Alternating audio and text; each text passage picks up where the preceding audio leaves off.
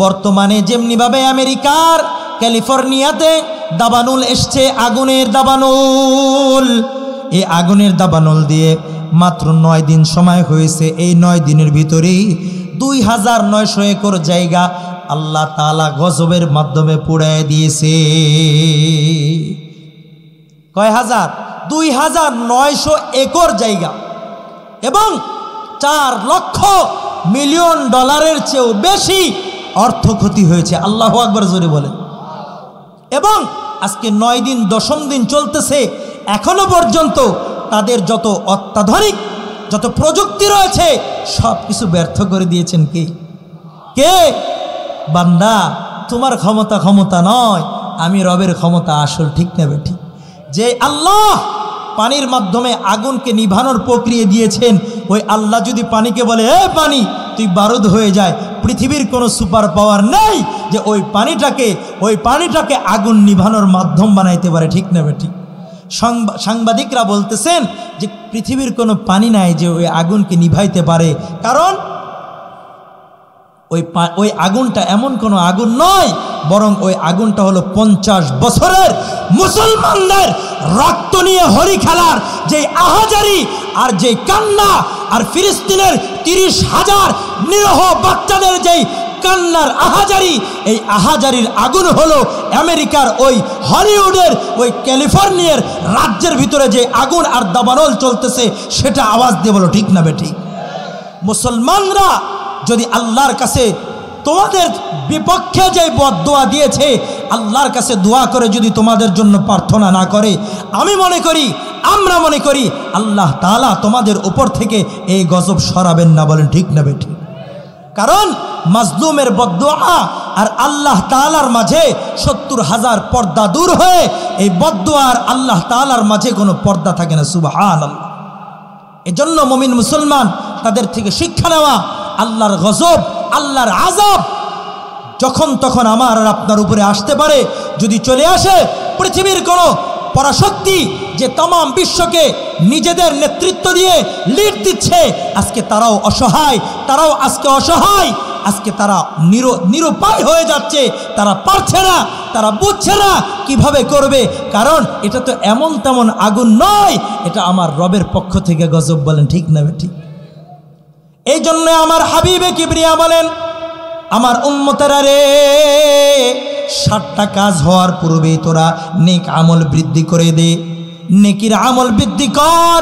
বাদিরু বিল আমালি সাবআ, 7টা কাজ, 7টা অবস্থা আসার পূর্বেই নেক আমল শুরু করে দাও। 1 নাম্বার হলো এমন দারিদ্রতা, যেই দারিদ্রতা তোমাকে আল্লাহ ভুলায় দেয়, তোমাকে নামাজ ভুলায় দেয়, তোমাকে মা বাবার খেদমত ভুলায় দেয়, তোমাকে পর্দা পুশিদা ভুলাইয়া দেয়। এমন দারিদ্রতা আসার পূর্বে আমল শুরু করে দাও।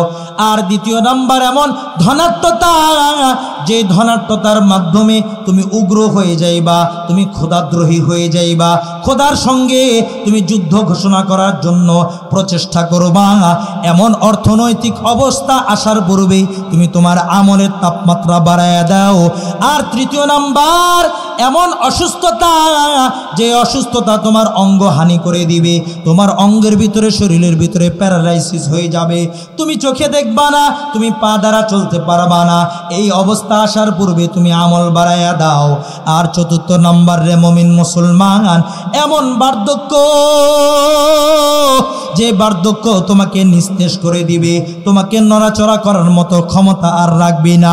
ওই বার্ধক্য আসার পূর্বেই তুমি আমল শুরু করে দাও।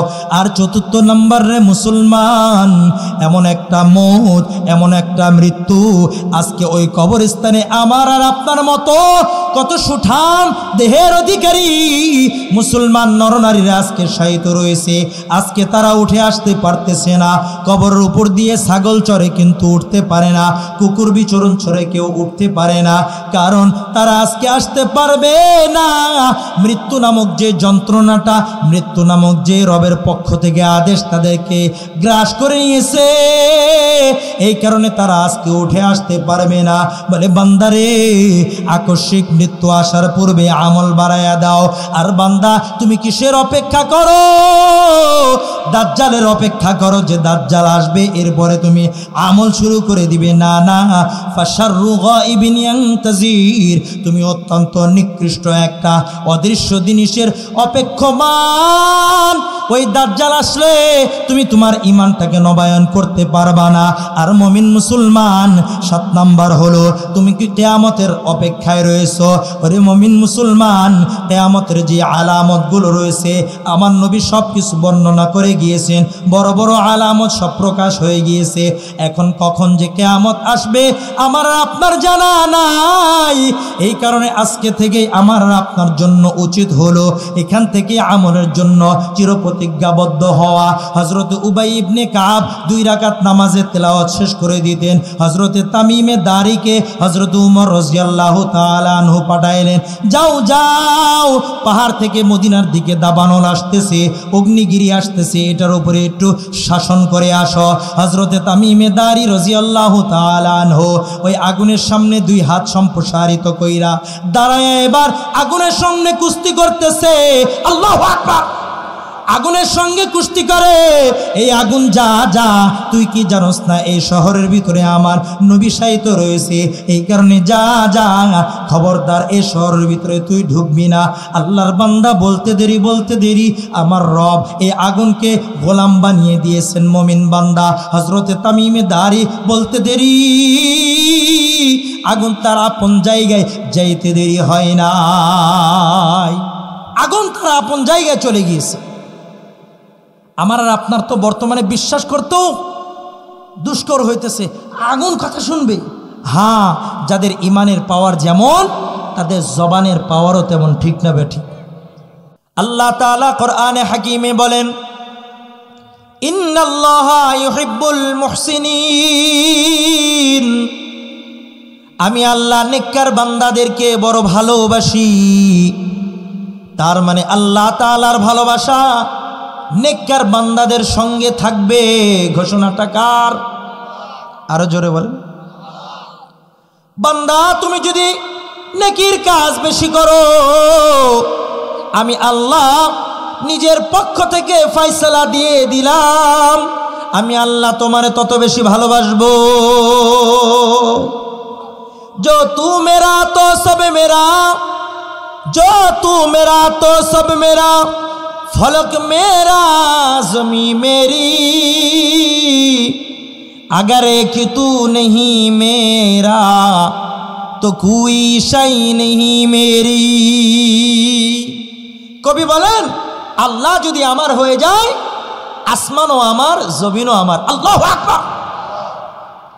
আর একমাত্র আল্লাহ যদি আমার না হয় তাহলে পৃথিবীর কিছুই আমার না। সুবহানাল্লাহ বলে। আল্লাহ হয়ে গিয়েছেন, সমাজ আমার বিপক্ষে, আমার কোনো যায় আসে না। আল্লাহ আমার হয়ে গিয়েছেন, পুরা পৃথিবী আমার বিপক্ষে, আমার কোনো যায় আসে না। কারণ পৃথিবীর জিন্দেগি যেমনই যাক না কেন, আমার আর আপনার টার্গেট হলো আখিরাত, ঠিক না বেঠিক? সুতরাং রে মুমিন মুসলমান, আমি আর আপনি যদি নেকির কাজ করতে চাই, পৃথিবীতে আমি আর আপনি যেমন রাজনীতি করতে গেলে কোনো একজনকে আমি আর আপনি নিজের আইডল বানাই, নমুনা বানাই, আমি আর আপনি দুনিয়ার ব্যবসায়িক হইলে সফল ব্যবসায়িকদেরকে আমি আর আপনি নিজের আইডল বানাই, নমুনা বানাই, ঠিক তেমনিভাবে আমি আর আপনি যদি আল্লাহ তাআলার প্রিয় হইবার চাই, আমার রব জানাই দিয়েছেন, আমার যে সমস্ত বান্দা বান্দিরা দুনিয়াতে নেকির কাজ কইরা গেছে, ওরে আমার বান্দা বান্দি, তোমরা যদি তাদেরকে নিজের নমুনা বানাইতে পারো, আমি রবের ঘোষণা, তাদেরকে আমি রব যতটা ভালোবাসা দিয়েছি, ভালোবাসায় সিক্ত করেছি, আমি আল্লাহ তোমাদেরকেও হুবহুব সেই পরিমাণ ভালোবাসা দেব। সুতরাং আমি আর আপনি যদি নিজের নমুনা বানাইতে চাই, কাকে বানাইব? আমাকে আর আপনাকে লক্ষ্য করতে হবে। আমাদের পূর্ববর্তী যে সমস্ত মুসলমানরা অতিবাহিত হয়েছেন তাদের মধ্যে থেকে আল্লাহ রসুলের সাহাবীদের জামাত যাদের ব্যাপারে রবের ফাইসালা উলাইকাল্লাযীনা ইমতাহানাল্লাহু কুলুবাহুম লিত্তাকওয়া, আল্লাহ তাআলা বলেন আমি রব তাদের অন্তরটাকে আমি রবের মায়া আর ভালোবাসার জন্য চয়ন করে রেখেছি। আল্লাহু আকবার। সাহাবীদের অন্তরটাকে আল্লাহ নিজের জন্য চয়ন করেছেন। তাদের অন্তরের ভিতরে দুনিয়ার মায়া ছিল না, দুনিয়ার মায়া ছিল 0 আর আখিরাতের মায়া ছিল 100। পাহাড় এক জায়গা থেকে হেলা সম্ভব, কিন্তু ঈমান ব্যতীত দুনিয়ার কোনো নাফরমানির জন্য নবীর সাহাবীরা এক পলকের জন্য ওই বেঈমানির কাজ অংশগ্রহণ করা তাদের জন্য অসম্ভব ছিল। আল্লাহু আকবার বলেন না। সামান্য সময়ের জন্য এক সাহাবীকে বলছেন, শোনো তোমাকে ফাঁসির কাস্টে ঝুলাবো, এর পূর্বে তোমাকে একটা শর্ত দিই, যদি তুমি এই শর্তটা মেনে নাও তাহলে তোমাকে ছেড়ে দিব। বলে শর্ত কি? বলে একবার খালি মুহাম্মদের বিপক্ষে একটু গালি দিবা। নাউজুবিল্লাহ বলবেন না? তোমাকে ফাঁসির কাস্টে ঝুলাবো না, তোমাকে রেহাই দিয়ে দিব। সাহাবী বলেন কি জানেন? সাহাবী বলেন, শোনো আমার নবীর শরীরে একটা কাঁটা বিঁধবে আর আমি সাহাবী বেঁচে থাকবো, আমি সাহাবী বেঁচে থাকবো, আমি আল্লাহর গোলাম নবীর গোলাম বেঁচে থাকবো, এটা আমি সহ্য করব না। সুবহানাল্লাহ। তার মানে তাদের ঈমানটা ছিল পরিপূর্ণ, আমলটাও ছিল পরিপূর্ণ। কেমন আমল ছিল, কেমন আমল ছিল? সারাটা জিন্দিগি তারা খুঁটায় খুঁটায় আমল তালাশ করতেন, জিন্দিগির একটা মুহূর্ত আমল ব্যতীত কাটাইতেন না। বাজারে যাইতেন, তালাশ করতেন নেকি পাওয়া যাইবে কিনা। দুনিয়ার কোনো কাজ করতে যাইলে সেখানেও তিনারা নেকি তালাশ করতেন, নেকি।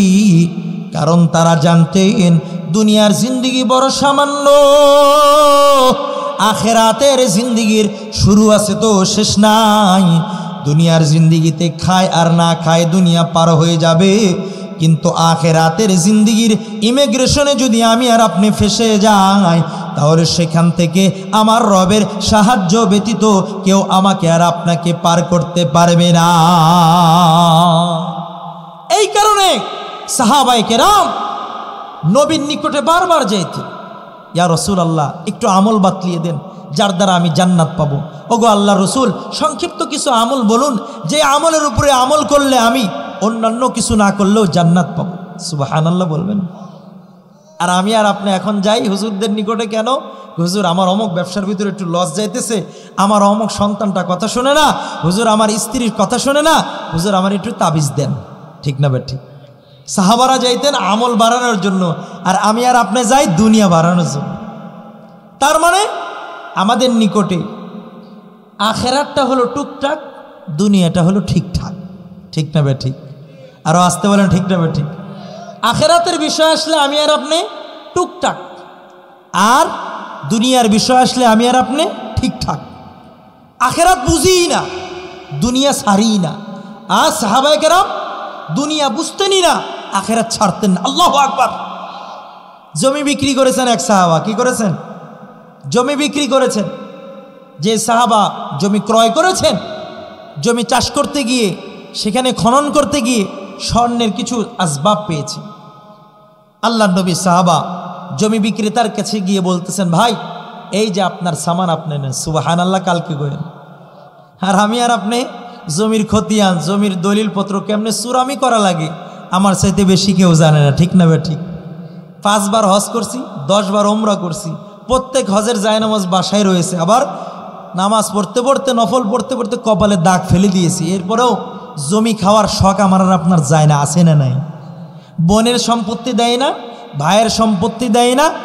কোনো মহিলার স্বামী মারা গেলে ওই মৃত স্বামীর স্ত্রী যে বাইচা রয়েছে তারও সম্পত্তি দেয় না, আছে না নাই?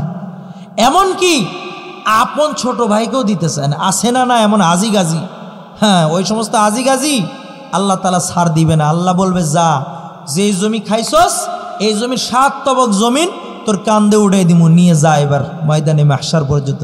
নাউজুবিল্লাহ। কালকে বলি আল্লাহ রসুল বলেন যে আল্লাহ তাআলা ওই সমস্ত জমিখোরদেরকে, কি খোর, জোরে বলেন না কি খোর। একজন লিখতেছিলেন যে হাজি হইলে কি লেখে, হজ করলে আলহাজ কি লেখে, তাহলে যারা সুদ কর তাদেরকে আর সুদ বলা লাগে না? লাগে কি লাগে না? যারা বেনামাজি তাদেরকে বলতে হয় না বেনামাজি অমুক, না বলা লাগে কি লাগে না? যারা জমিখোর এদের শুরুতে লেখা দরকার না আব্দুল্লাহ জমিখোর লেখা দরকার আছে না নাই? কারণ টাইটেল শুনতে বড় ভালো লাগে, অপকর্মের টাইটেলগুলো দিলে আবার বেমজা লাগে কেন? কারণ মিষ্টি সুন্নতগুলো সবাই মানতে চায় আর কঠিন সুন্নতগুলো মানতে আমরা রাজি না, ঠিক না বেঠিক?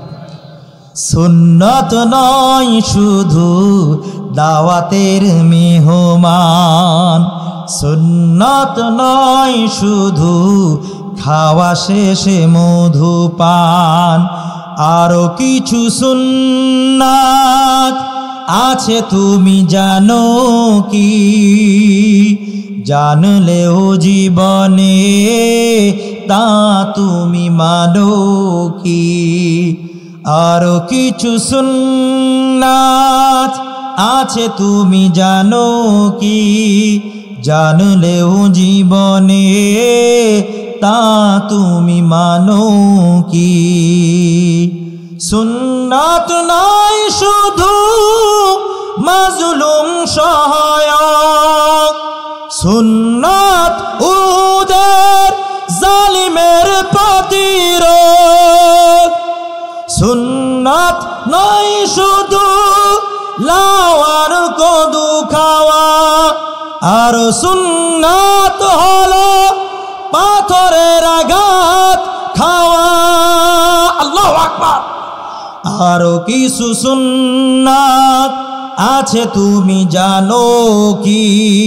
জানলেও জীবনে তা তুমি মানো কি?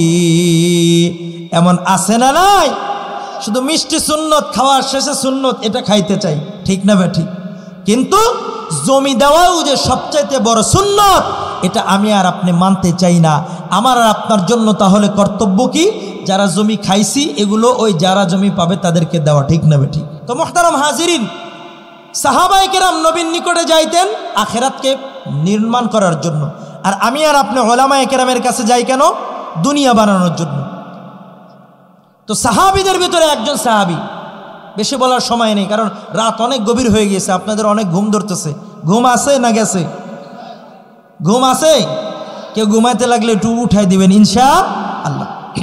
সাহাবীর ভিতরে একজন সাহাবী, আমার সঙ্গে বলবেন হযরতে আব্দুল্লাহ বিন আমর ইবনুল আস রাদিয়াল্লাহু তাআলা আনহু। ছোট্টভাবে জেনে নেন হযরতে আব্দুল্লাহ, কি নাম? হযরতে আব্দুল্লাহ নবীর নিকটে গিয়েছেন, গিয়ে বলতেছেন ইয়া রাসূলুল্লাহ, আমাকে রোজা রাখার অনুমতি দেন। কি রাখার? রোজা রাখার অনুমতি দেন। তো আল্লাহ রসুল বলে ঠিক আছে, সপ্তাহে 2 দিন রোজা রাখো। কয় দিন? 2 দিন। আল্লাহ রসুলকে বলেন ইয়া রাসূলুল্লাহ, আমার দুনিয়ার জিন্দেগি সামান্য, দুনিয়ার জিন্দেগিটা তো আল্লাহ তাআলা দিয়েছেন আখিরাতের জন্য পাথেয় নির্মাণ করার। ওগো আল্লাহ রসুল, 2 দিন রোজা রাইখা কি হইবে? আমাকে আর একটু অনুমতি দেন, কারণ আমার শক্তি রয়েছে, সামর্থ্য রয়েছে, আমি রোজা রাখবো। আল্লাহ রসুল বলেন যাও যাও, মাসের ভিতরে 3 দিন রাখো। তুমি যদি 3 দিন রাখো, 30 দিন রোজা রাখার সওয়াব যিনি দিবেন তিনি কে? আল্লাহ রসুলের অনুমতি পাইয়া সাহাবী বলতেছেন ইয়া রাসূলুল্লাহ, এই 3 দিন রোজা রাখলে আমার হইবে না, আরো কিছুদিন পারমিশন দেন।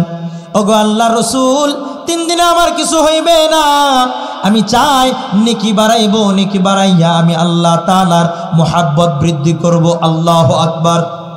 আল্লাহ রসুল বলেন সাহাবীরে, তাহলে তুমি একটা কাজ করো, হযরতে দাউদ আলাইহিস সালাতু ওয়াস সালামের রোজা রাখো। তার মানে হলো একদিন রোজা রাখবা, একদিন রোজা রাখবা না, এমনি ভাবে রোজা রাখো। আল্লাহর নবীর সাহাবী আল্লাহর নবীর নিকটে বিনয়ের সুরে বলেন, ওগো আল্লাহর রাসূল, এতেও আমার হবে না, আপনি যদি আমাকে আরেকটু পারমিশন দেন, আমি পুরা বছরের ভিতরে মাত্র 5 দিন যে নিষিদ্ধ দিন রয়েছে, ওই নিষিদ্ধ দিন ব্যতীত পুরা বছর আমি আল্লাহ তাআলার জন্য রোজা রাখা আমার নেকির আমলটাকে ভারী করবার চাই। আল্লাহ রসুল যখন দেখলেন সাহাবীর দিলে বড় তামান্না, আমার নবী বলতেছেন, যাও তোমাকে পারমিশন দিয়ে দিলাম। আল্লাহু আকবার। আর আমি আর আপনি তো বছরে 30 দিন রোজা রাখবো, এটাই পারি না, ঠিক না ভাই? ঠিক। আর তাদের ঈমান কেমন ছিল? তাদের ঈমান এতটা বেশি, তাদের ধ্যান ধারণা সবসময় নেশার পেশা ছিল। আল্লাহর প্রতি ঈমানটা অবিচল রাখার জন্য, ঈমান বৃদ্ধির জন্য নেকির কাজ করবে। কারণ আল্লাহ তাআলা যে ঘোষণা দিয়ে বলেছেন যে বান্দা নেকির কাজ যত বেশি করবা, ওই বান্দার প্রতি আমি রবের ভালোবাসা তত বেশি হইবে। আর যে বান্দার ঈমান যত বেশি হইবে, পৃথিবীর সকল কিছু ওই ঈমানদার বান্দার গোলামি করার জন্য আল্লাহ ফরমান জারি করে দিবে। তো আল্লাহর নবী সাহাবীর বয়স যখন 79 বছর, কয় বছর? 79 বছর। হযরতে বদরুদ্দিন আইনি রহমতুল্লাহ আলাইহি বুখারী শরীফের ব্যাখ্যা গ্রন্থ উমদাতুল কারীর ভিতরে তিনি এই সাহাবীর জীবনী বর্ণনা করতে গিয়ে তিনি বলেন, আল্লাহর বান্দা 79 বছর যখন বয়স হয়েছে, বলেন তো তখন শরীরের অবস্থা ভালো থাকে না দুর্বল? ডাক্তার এসে বলতেছেন, ভাইজান আপনার শরীরের যে কন্ডিশন, আপনি এভাবে আর পুরোটা বছর রোজা রাখেন না, কারণ আপনার শরীরের অবস্থা তেমন ভালো না। হযরতে আব্দুল্লাহ বলেন, ডাক্তার ভাই তুমি আমার শরীর দেখছো, কিন্তু রে ডাক্তার তুমি আমার অন্তর দেখো নাই, আমার ঈমান দেখো নাই। আমার শরীর দুর্বল হইতে পারে, কিন্তু আমি আব্দুল্লাহর ঈমানটা দুর্বল না। এই কারণে আমি এই রোজা নামক যে আমলটা রসুল থেকে পারমিশন নিয়েছি, জীবন যাইতে পারে, কিন্তু আমি আব্দুল্লাহ আমার ওই আমলটাকে আমি ছাড়ব না। আমি আমার আমল এটা ছাড়ব না, কারণ আমার রসুল থেকে আমি বিশেষভাবে এটা ছাড়পত্র নিয়েছি। হযরতে বদরুদ্দিন আইনি বলেন, আল্লাহর বান্দা যেই দিন ইন্তেকাল করেছেন, ওই দিন এই নফল রোজা রাখতে রাখতেই তিনি ইন্তেকাল করেছেন। সুবহানাল্লাহ। ওরে মুমিন মুসলমান, আল্লাহর নবী সাহাবীরা যেমনি ভাবে রোজার মাধ্যমে নেকি বাড়াইছেন, তেমনি ভাবে আরেকটা নেকি বৃদ্ধি করার একটা মেশিন আছে, তার নাম হলো কোরআন। তার নাম কি? কোরআন। কোরআন দেখলেও নেকি বাড়ে, কোরআন পড়লেও নেকি বাড়ে, কোরআন চুমু দিলেও নেকি বাড়ে, কোরআন সিনার লগে লাগাইলেও নেকি বাড়ে, কোরআন শুনলেও নেকি বাড়ে, কোরআনের তেলাওয়াত শ্রবণ করলেও নেকি বাড়ে, কোরআন ওয়ালাদেরকে দেখলেও নেকি বাড়ে। আল্লাহু আকবার জোরে বলে। কোরআন এত বড় দামি দৌলত, বান্দা তুমি পড়তে পারো না, তুমি শুধু যদি মাত্র ঈমান রাইখা যে আল্লাহ তুমি যা বলছো এটা সত্য, আমি এটাকে বিশ্বাস করি। ওগো আল্লাহ, সংসারের তাগিদায় আমি পড়তে পারি নাই, শিখতে পারি নাই, তবে রব আমি এই কোরআন হাতে নিয়ে বলতেছি, এই কোরআনের শুরু থেকে নিয়ে শেষ পর্যন্ত প্রত্যেকটা অক্ষর, প্রত্যেকটা জের জবর নোক্তা, প্রত্যেকটা শব্দ আমি তোমার উপরে ঈমান রাইখা বলতেছি, তুমিও সত্য, তোমার কোরআনের সব কিছু সত্য। আমার নবী জানাইয়া দেন, আল্লাহর ওই বান্দার ওই মোহাব্বতের কারণে আমার রব ওই বান্দারে মোহাব্বত কইরা আল্লাহ তাআলা কোরআনের উসিলায় তাকে মাফ করে জান্নাত দিয়ে দিতে পারে। হযরতে আব্দুল্লাহ ইবনে মুবারক রহমতুল্লাহ আলাইহি বড় আজাল্লা একজন তাবেঈ, রঈসুল মুহাদ্দিসিনের একজন। সুবহানাল্লাহ বলবেন। আল্লাহর বান্দার ইন্তেকাল হয়ে যাবেন, আল্লাহর বান্দা স্বপ্ন যুগে ইন্তেকালের পর তার একজন খাস মুরিদকে স্বপ্নের ভিতরে তার সঙ্গে কথাবার্তা হইতেছে। তিনি বলেন, আখিরাতের মুআমালা সব কিছু হয়ে গেছে। কিন্তু আমি দেখলাম আমার পাশে আমার এলাকার একজন কামার ছিল, কর্মকার ছিল, তার জান্নাতের কোয়ালিটি আর আমার জান্নাতের কোয়ালিটিটা অত্যন্ত ভিন্ন। আমার জান্নাতের যে কোয়ালিটি রয়েছে ওই জান্নাতের কোয়ালিটির থেকে ওই কর্মকারের কোয়ালিটি জান্নাতটা আরো বেশি ঊর্ধ্বে। সুবহানাল্লাহ বলুন। ওরে মুমিন মুসলমান, আল্লাহর ওই বান্দার অনেক আমল ছিল, তার মধ্য থেকে একটা আমল ছিল কোরআন তিনি তেমনটা পড়তে জানতেন না, পারতেন না, কিন্তু যেখানেই যেতেন, যেখান থেকে আসতেন, ঘরে আইসা প্রথমত হাত ধুইয়া ফ্রেশ হইয়া এদিকে আর সেদিকে যাইতেন না, নাতিকে যায় চুমাইতেন না, স্ত্রীর সঙ্গে যায় সাক্ষাৎ করতেন না, বরং আসার সঙ্গে সঙ্গে কোরআনটারে দেখতেন আর চুমা খাইতেন আর বলতেন, আল্লাহ গো আমি তোমার কালামুল্লাহর সঙ্গে দেখা করতে পারি নাই, ওগো আল্লাহ তুমি নারাজ হইও না। এইভাবে যখন এই আমলটা করেছে আমার রবের নিকটে বড় মায়া লাগছে। আমার রব ওই কোরআনে হাকিমের মুহাব্বতের কারণে তার জান্নাতটা উন্নত মানের করে দিয়েছে। কোরআন হলো নেকি বৃদ্ধির মেশিন। কিসের মেশিন? নেকি বৃদ্ধির মেশিন। আল্লাহ রাসূলের সাহাবী রবির জামানায় 7 জন সাহাবী কোরআনে হাকিমের হাফেজ ছিলেন। বলেন কয়জন? 7 জন। কয়জন? 7 জন সাহাবী নবীর জামানায় হাফেজ ছিলেন। তন্মধ্য থেকে একজন হলেন হযরত উবাই ইবনে কাব রাদিয়াল্লাহু তাআলা। ওনার তেলাওয়াত আল্লাহ রাসূল শোনার জন্য আগ্রহ প্রকাশ করতেন। সুবহানাল্লাহ, এত সুন্দর তেলাওয়াত করতেন যে মাঝে মাঝে গিয়েই আল্লাহ রাসূল বলতেন, উবাই আমাকে একটু তেলাওয়াত করে শোনাও। হযরত উবাই বলতেন, ইয়া রাসূলুল্লাহ আকরাউ আলাইকা, আমি আপনার সামনে তেলাওয়াত করব, অথচ আপনার উপরে কোরআন অবতীর্ণ হয়েছে। আল্লাহু আকবার বল।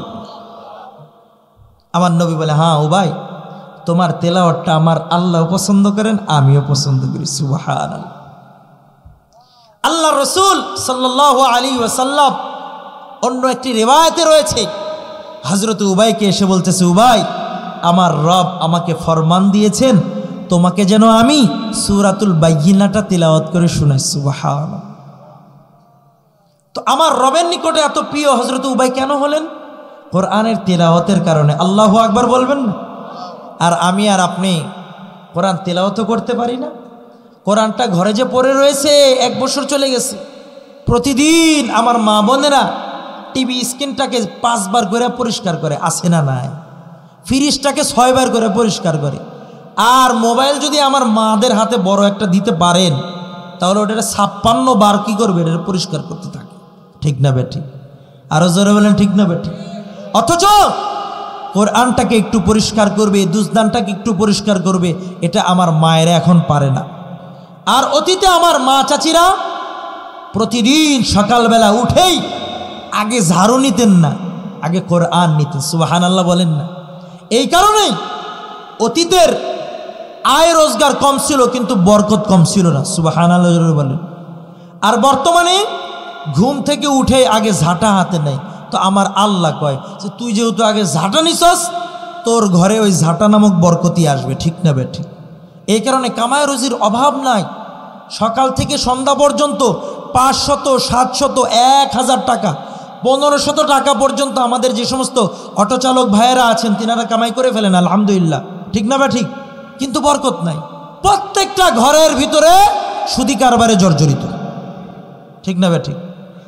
মোচরে মোচরে এনজিও দিয়ে ভরপুর। বাংলাদেশে 94,000 এনজিও রয়েছে। বলেন কয় হাজার? কয় হাজার? প্রত্যেকটা ইটের নিচে নিচে এক একটা এনজিও। আশা আছে, ভরসা আছে, এরপরে কি জাগরণী, চক্র বক্র যা আছে, দিশারি, রিক, ফিক, মিক। ঠিক না বেঠিক? প্রত্যেকটা মোচরে মোচরে। অথচ কামায়ও বেশি, আবার গুনাহর সাইলাবও বেশি। কেন? ওই যে আমার মায়েরা কোরআন ছাড়ছে, টিভি ধরছে। ওই যে আমার মায়েরা নামাজের মুসাল্লা ছাইরা মোবাইল নামক মুসাল্লা ধরছে। ওই যে আমার মায়েরা মোনাজত ছেড়ে, আমার মায়েরা, আমার তরুণরা, আমার যুবকরা, আমার যুবতীরা মোনাজাত আল্লাহর সঙ্গে ছেড়ে শুয়ে শুয়ে কাঁথার নিচে ওই মোনাজাত নামক মোবাইল নামক গজবটা ধরছে। তো আমার আল্লাহ বলেন, তোরা যেহেতু পকেটে পকেটে লইয়া ওই মোবাইল ঘুরোস আর অশ্লীলতা আর নাচ গান দেখোস, আমি আল্লাহ তোদের ঘর থেকে বরকত উঠাই দিছি। নাউজুবিল্লাহ বলবেন। এই জন্য রে বাপজান, কামাই রুজির কোনো অভাব নাই।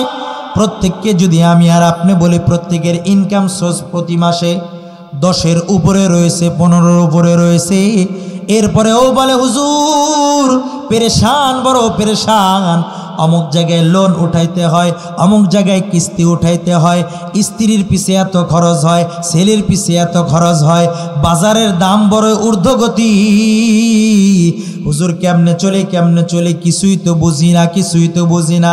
আমি আপনাদেরকে বইলা যাই বাপজান, আপনাদের জিন্দেগি আর জীবনের পরিচর্যা একদিকে রাখুন, আর আপনাদের মসজিদের ইমাম সাহেব এবং অন্যান্য মসজিদের উলামায়ে কেরামের জীবন উপচর্য এবং জীবনের উপার্জনগুলো একদিকে রাখুন।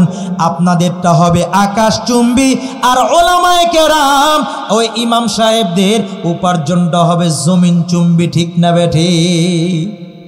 আমি জানি না আপনাদের এখানে ইমামের বেতন কত, কিন্তু বাংলাদেশের যেদিকেই যায়, যেখানেই দেখি অধিকাংশ ইমাম মুয়াজ্জিনদের বেসিক বেতন হলো 6-5-8।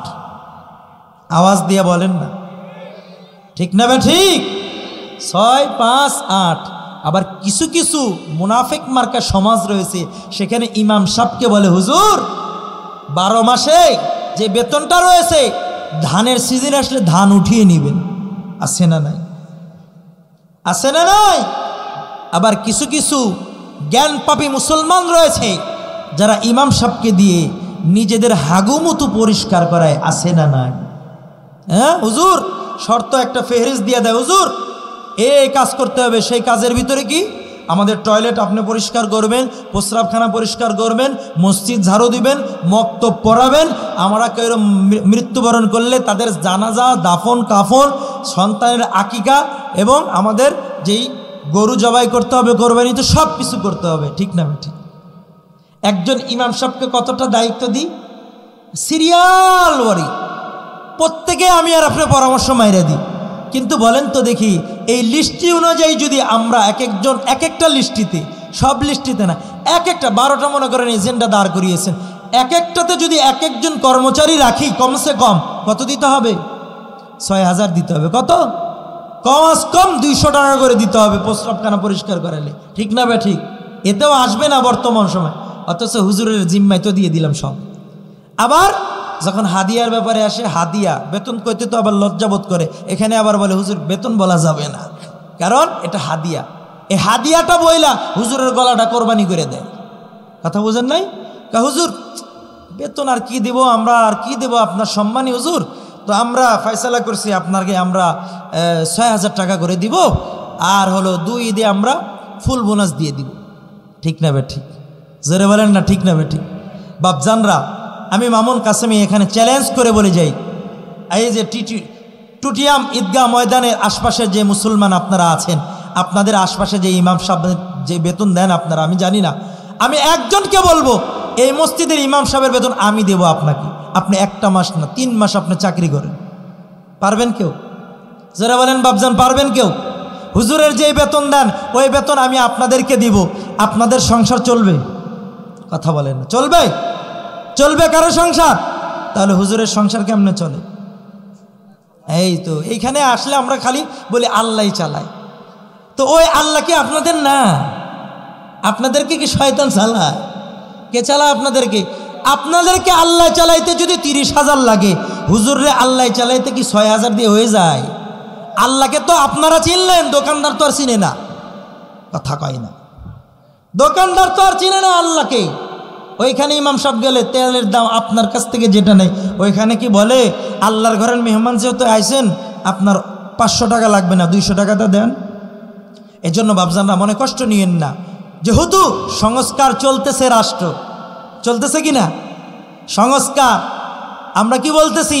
বৈষম্য দূর করতে হবে, শুধুমাত্র রাষ্ট্রীয় কোষাগার থেকে নয়, বরং তৃণমূল থেকে যদি বৈষম্য দূর হয়, খোদার কসম করে বলে যাই, বাংলাদেশটা এত সুন্দর একটা উর্বর একটা দেশ, এইখানে সব কিছু আল্লাহ তাআলা দিয়েছেন। আপনারা যদি এই বৈষম্যটা প্রত্যেকেই নিজের ঘর থেকে, নিজের মসজিদ থেকে দূর করেন, আমি খোদার কসম করে এখানে বলে যাই, যদি আপনাদের মসজিদের ইমাম সাহেব সুখে থাকে, আপনাদের সমাজের ভিতরে সুখ দিবেন কে? আর ইমাম সাহেব যদি দুঃখে থাকে, খোদার কসম করে বলে যাই, আপনার নামাজও হবে না, আপনার সমাজের ভিতরে বরকত আমার আল্লাহ দিবে না। ঠিক না বেঠিক?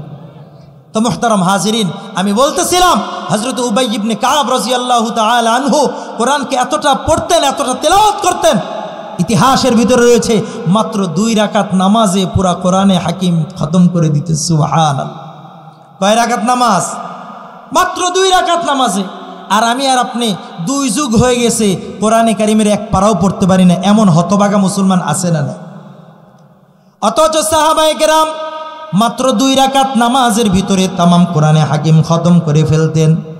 তারা আমল করতে করতে ইমানি পাওয়ার এতটা বেশি ছিল, এতটা বেশি ছিল, হযরত উমরের জামানায় বর্তমানে যেমনিভাবে আমেরিকার ক্যালিফোর্নিয়াতে দাবানল এসছে, আগুনের দাবানল, এই আগুনের দাবানল দিয়ে মাত্র 9 দিন সময় হয়েছে। এই 9 দিনের ভিতরেই 2900 একর জায়গা আল্লাহ তাআলা গজবের মাধ্যমে পুড়িয়ে দিয়েছে। কয় হাজার? 2900 একর জায়গা, এবং 4 লক্ষ মিলিয়ন ডলারের চেয়েও বেশি অর্থ ক্ষতি হয়েছে। আল্লাহু আকবার জোরে বলেন। এবং আজকে 9 দিন 10ম দিন চলতেছে, এখনো পর্যন্ত তাদের যত অত্যাধুনিক যত প্রযুক্তি রয়েছে সব কিছু ব্যর্থ করে দিয়েছেন কে? কে? বান্দা, তোমার ক্ষমতা নয়, আমি রবের ক্ষমতা আসল। ঠিক না বেঠিক? যে আল্লাহ পানির মাধ্যমে আগুনকে নিভানোর প্রক্রিয়া দিয়েছেন, ওই আল্লাহ যদি পানিকে বলে এ পানি তুই বারুদ হয়ে যায়, পৃথিবীর কোনো সুপার পাওয়ার নেই যে ওই পানিটাকে আগুন নিভানোর মাধ্যম বানাইতে পারে। ঠিক না বেঠিক? সাংবাদিকরা বলতেছেন যে পৃথিবীর কোনো পানি নাই যে ওই আগুনকে নিভাইতে পারে, কারণ ওই আগুনটা এমন কোনো আগুন নয়, বরং ওই আগুনটা হলো 50 বছরের মুসলমানদের রক্ত নিয়ে হরি খেলার যেই আহাজারি আর যেই কান্না, আর ফিলিস্তিনের 30,000 নিরহ বাচ্চাদের যেই কান্নার আহাজারি, এই আহাজারির আগুন হলো আমেরিকার ওই হলিউডের ওই ক্যালিফোর্নিয়ার রাজ্যের ভিতরে যে আগুন আর দাবানল চলতেছে, সেটা আওয়াজ দিয়ে বলো। ঠিক না বেঠিক? মুসলমানরা যদি আল্লাহর কাছে তোমাদের বিপক্ষে যে বদদোয়া দিয়েছে, আল্লাহর কাছে দোয়া করে যদি তোমাদের জন্য প্রার্থনা না করে, আমরা মনে করি আল্লাহ তাআলা তোমাদের উপর থেকে এই গজব সরাবেন না। বলেন ঠিক না বেঠিক? কারণ মাজলুমের বদদোয়া আর আল্লাহ তাআলার মাঝে 70,000 পর্দা দূর হয়ে এই বদদোয়া আর আল্লাহ তাআলার মাঝে কোনো পর্দা থাকে না। সুবহানাল্লাহ! এজন্য মুমিন মুসলমান তাদের থেকে শিক্ষা নেওয়া, আল্লাহর গজব, আল্লাহর আযাব যখন তখন আমার আর আপনার উপরে আসতে পারে। যদি চলে আসে, পৃথিবীর কোনো পরাশক্তি যে তাম বিশ্বকে নিজেদের নেতৃত্ব দিয়ে লিড দিচ্ছে, আজকে তারাও অসহায়, আজকে তারা নিরুপায় হয়ে যাচ্ছে। তারা পারছে না, তারা বুঝছে না কিভাবে করবে, কারণ এটা তো এমন তেমন আগুন নয়, এটা আমার রবের পক্ষ থেকে গজব। বলেন ঠিক না বেঠিক? এই জন্য আমার হাবিবে কিবরিয়া বলেন, আমার উম্মতেরা রে, 7টা কাজ হওয়ার পূর্বেই তোরা নেক আমল বৃদ্ধি করে দে, নেকির আমল বৃদ্ধি কর। বাদিরু বিল আমালি সাবআ, 7টা কাজ, 7টা অবস্থা আসার পূর্বেই নেক আমল শুরু করে দাও। 1 নাম্বার হলো এমন দারিদ্রতা, যেই দারিদ্রতা তোমাকে আল্লাহ ভুলায় দেয়, তোমাকে নামাজ ভুলায় দেয়, তোমাকে মা বাবার খেদমত ভুলায় দেয়, তোমাকে পর্দা পুশিদা ভুলাইয়া দেয়। এমন দারিদ্রতা আসার পূর্বে আমল শুরু করে দাও। আর 2 নাম্বার এমন ধনাত্মতা, যে ধনাত্মতার মাধ্যমে তুমি উগ্র হয়ে যাইবা, তুমি খোদাদ্রোহী হয়ে যাইবা, খোদার সঙ্গে তুমি যুদ্ধ ঘোষণা করার জন্য প্রচেষ্টা করবা। এমন অর্থনৈতিক অবস্থা আসার পূর্বেই তুমি তোমার আমলের তাপমাত্রা বাড়ায়া দাও। আর 3 নাম্বার, এমন অসুস্থতা যে অসুস্থতা তোমার অঙ্গ হানি করে দিবে, তোমার অঙ্গের ভিতরে শরীরের ভিতরে প্যারালাইসিস হয়ে যাবে, তুমি চোখে দেখবা না, তুমি পা দ্বারা চলতে পারবা না। এই অবস্থা আসার পূর্বে তুমি আমল বাড়াইয়া দাও। আর চতুর্থ নাম্বার রে মুমিন মুসলমান, এমন বার্ধক্য যে বার্ধক্য তোমাকে নিস্তেজ করে দিবে, তোমাকে নড়াচড়া করার মতো ক্ষমতা আর রাখবে না। ওই বার্ধক্য আসার পূর্বেই তুমি আমল শুরু করে দাও। আর চতুর্থ নাম্বার রে মুসলমান, এমন একটা মৌত, এমন একটা মৃত্যু, আজকে ওই কবরস্থানে আমার আর আপনার মতো কত সুঠাম দেহের অধিকারী মুসলমান নরনারীরা আজকে শায়িত রয়েছে। আজকে তারা উঠে আসতে পারতেছে না। কবরের উপর দিয়ে ছাগল চড়ে কিন্তু উঠতে পারে না, কুকুর বিচরণ চড়ে কেউ উঠতে পারে না, কারণ তারা আজকে আসতে পারবে না। মৃত্যু নামক যে যন্ত্রণাটা, মৃত্যু নামক যে রবের পক্ষ থেকে আদেশ তাদেরকে গ্রাস করে নিয়েছে, এই কারণে তারা আজকে উঠে আসতে পারবে না। বলে বান্দারে, আকস্মিক মৃত্যু আসার পূর্বে আমল বাড়াইয়া দাও। আর বান্দা, তুমি কিসের অপেক্ষা করো? দাজ্জালের অপেক্ষা করো যে দাজ্জাল আসবে, এরপরে তুমি আমল শুরু করে দিবে? না না, ফাশাররু গায়বিন ইয়ানতাজির, তুমি অত্যন্ত নিকৃষ্ট একটা অদৃশ্য জিনিসের অপেক্ষমান। ওই দাজ্জাল আসলে তুমি তোমার ঈমানটাকে নবায়ন করতে পারবা না। আর মুমিন মুসলমান, 7 নাম্বার হলো তুমি কি কিয়ামতের অপেক্ষায় রয়েছো? ওরে মুমিন মুসলমান, কিয়ামতের যে আলামতগুলো রয়েছে আমার নবী সব কিছু বর্ণনা করে গিয়েছেন। বড় বড় আলামত সব প্রকাশ হয়ে গিয়েছে। এখন কখন যে কিয়ামত আসবে আমার আপনার জানা নাই। এই কারণে আজকে থেকে আমার আপনার জন্য উচিত হলো এখান থেকে আমলের জন্য চিরপ্রতিজ্ঞাবদ্ধ হওয়া। হযরত উবাই ইবনে কাব 2 রাকাত নামাজে তেলাওয়াত শেষ করে দিতেন। হযরত তামিমে দারিকে হযরত উমর রাদিয়াল্লাহু তাআলা আনহু পাঠাইলেন, যাও যাও, পাহাড় থেকে মদিনার দিকে দাবানল আসতেছে, অগ্নিগিরি আসতেছে, এটার উপরে একটু শাসন করে আসো। হযরত তামিমে দারি রাদিয়াল্লাহু তাআলা আনহু ওই আগুনের সামনে 2 হাত সম্প্রসারিত কইরা দাঁড়ায় এবার আগুনের সামনে কুস্তি করতেছে। আল্লাহু আকবার! আগুনের সঙ্গে কুস্তি করে। এই আগুন, যা যা, তুই কি জানোস না এই শহরের ভিতরে আমার নবী শায়িত রয়েছে, এই কারণে যা যা, খবরদার এই শহরের ভিতরে তুই ঢুকবি না। আল্লাহর বান্দা বলতে দেরি আমার রব এই আগুনকে গোলাম বানিয়ে দিয়েছেন মুমিন বান্দা। হযরতে তামিমে দারি বলতে দেরি, আগুন তার আপন জায়গায় যাইতে দেরি হয় নাই। আগুন তার আপন জায়গায় চলে গিয়েছে। আমার আর আপনার তো বর্তমানে বিশ্বাস করতেও দুষ্কর হইতেছে। আগুন কথা শুনবে? হ্যাঁ, যাদের ইমানের পাওয়ার যেমন তাদের জবানের পাওয়ারও তেমন, ঠিক না বেঠিক? হযরতে শাহজালাল ইয়ামানি রহমতুল্লাহ আলাই আল্লাহু আকবরের ধ্বনি দিতে দেরি, সুপার পাওয়ার গোর গোবিন্দর মসনদ তহসনস হইতে দেরি হয় নাই। আল্লাহু আকবার! এই জন্য রে মুমিন মুসলমান, আমি আর আপনি যদি সাহাবীদের পরবর্তী জামানায় তাবেঈদের দিকে যদি লক্ষ্য করি, ইমামে আবু হানিফা রহমতুল্লাহ আলাই বড় আজাল্লে একজন তাবেঈ, বড় বড় ইমামদের একজন ইমাম। হযরতে ইমামে আবু হানিফা রহমতুল্লাহ আলাই এশারের নামাজ শেষ হয়ে যাইত, এশারের নামাজের পর জায়নামাজ বিছায়া দাঁড়ায় যাইতেন। ফজরের আজান হইতো, হযরতে ইমামে আবু হানিফা রহমতুল্লাহ আলাই জায়নামাজ থেকে নামাজ পড়তে পড়তে তারপরে তিনি দূর হইতেন। এশা থেকে নিয়ে ফজর পর্যন্ত, সুবহানাল্লাহ বলবেন। ওনার জীবনীতে আসছে 40 বছর পর্যন্ত এশারের অজু দিয়ে ফজরের নামাজ তিনি পড়তেন। সুবহান! কয় বছর? 40 বছর পর্যন্ত তিনি এশারের অজু দিয়ে ফজরের নামাজ পড়তেন। কি করতেন? যায় চায়ের দোকানে সিনেমা দেখতেন, বসে বসে চায়ের দোকানে যায় খেলা দেখতেন, রাত 12টার খবর দেখতেন? না না, ওনারা যায় নামাজে দাঁড়াইলে রবের সঙ্গে সরাসরি কথা বলতেন। সুবহানাল্লাহ!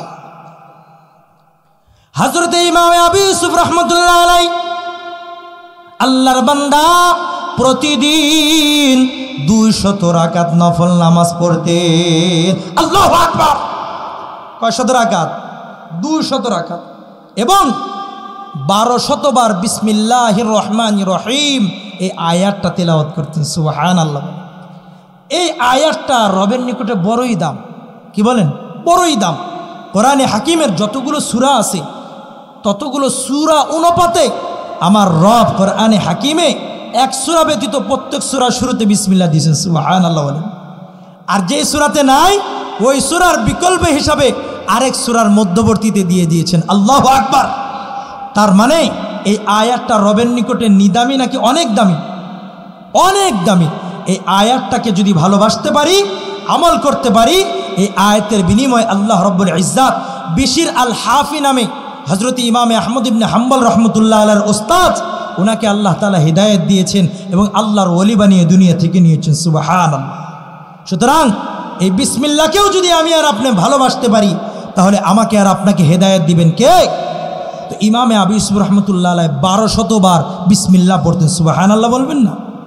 শুধু এখানে শেষ নয়, তিনি একদিক দিয়ে ছিলেন বিচারপতি ছিলেন। কি ছিলেন? বিচারপতি। বাদশাহ হারুন ও রশিদের জামানায় এমন তেমন বিচারপতি না যে টাকা দিলাম আর শেষ হয়ে যাবে, বরং মাঝে মাঝে তিনি হারুন ও রশিদকেও কাঠগড়ায় দাঁড় করাতেন। সুবহানাল্লাহ বলবেন?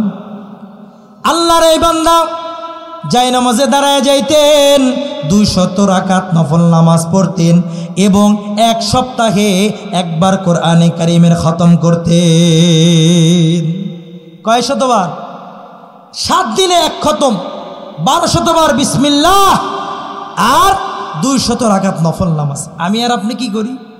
ফরজ নামাজটা পড়তেই তো আমাদের কষ্ট হয়, ঠিক না ভাই? ঠিক। ফরজ নামাজটাই আমি আর আপনি পড়ি না। তাহলে আমাকে আর আপনাকে আল্লাহ ভালোবাসবেন না শয়তান? আল্লাহ ভালোবাসবেন না শয়তান? শয়তান ভালোবাসবেন। এজন্য মুসলমান আমল বাড়াতে হবে, বদ আমল কমাতে হবে, আমল ধরতে হবে, বদ আমল ছাড়তে হবে। ছাড়বো তো ইনশাল্লাহ? ছাড়বো তো ইনশাল্লাহ? আরেকজন মনীষীর আলোচনা করে আলোচনা শেষ দিকে যাব। হজরতে ইউনুস রহমতুল্লাহ আলাই, বলেন কি নাম? হজরত ইউনুস রহমতুল্লাহ আলাই। তিনি তার জীবনে তিনি বিবাহ করেন নাই। কি করেন নাই? শায়েখ ইউনুস রহমতুল্লাহ আলাই বিবাহ করেন নাই।